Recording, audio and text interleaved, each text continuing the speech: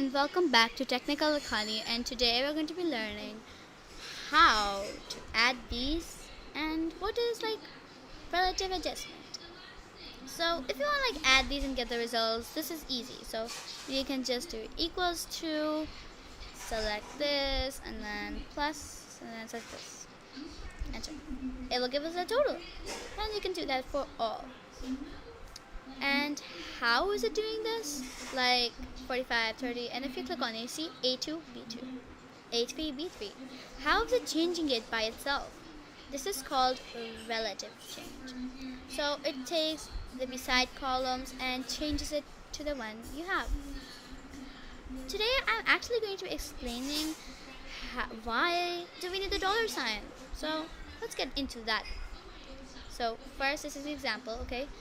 So we have the result. But if we want to add 10 more, like add, we add over here, and we need to add 10, like 10 plus, because there has been some mistakes with the result. So here I will write grand total, which is grand T. So I'll write grand T, and I need to add 75 plus 10 and 80 plus 10 and stuff. So I will do the same thing, right?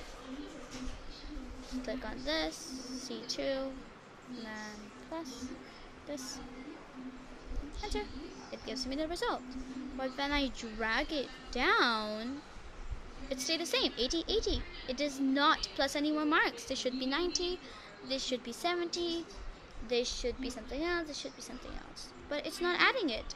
Why? Because, look, C2, E2, this is correct, right?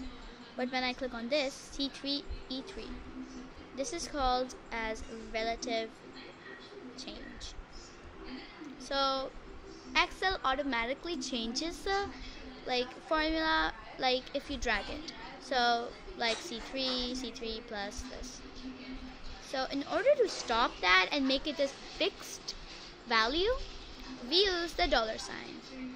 So either we can select the E2 and press F4, so it will give us dollar sign on both of them, which I will explain to you why we need on both of them. Or else you can just type it, you just type it like this, shift and press whatever number your keyboard has for the dollar sign. And now when we drag this down, it actually changes the value.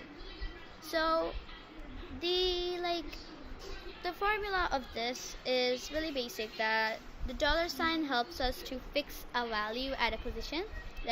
Before it was C2 plus E2, and now that we have added dollar sign, it will always be C2 plus E2. See, now it's C3, but it's E2 still. And if we don't do this formula and just do it like normal, it will waste a lot of time. If I wanted to 100 cell, what will we do? Let's drag this. Drag this. See, we have all these numbers, and we have the total, and we need the grand total. So we can't just go in and exchange it by one. We can just do this. Add 10 plus 10, etc. So this is why it's useful, and this is why we need to use it. And now let me explain to you why we do it on both of them. Because if you only do it on one, what's the thing? See? 80, 80, 160, 160. But it has a dollar sign. Why isn't it changing it? Because the dollar sign is only on E, which is the column. But if we do this on only 2 and not on E, look what happens. Let's see. Okay, only on 2, 85. Okay, you're correct. Now when we drag it, 90, 70, 30, it's the same. Nothing happens. But I advise you to still use this, because if it's on both of them, it will be still useful.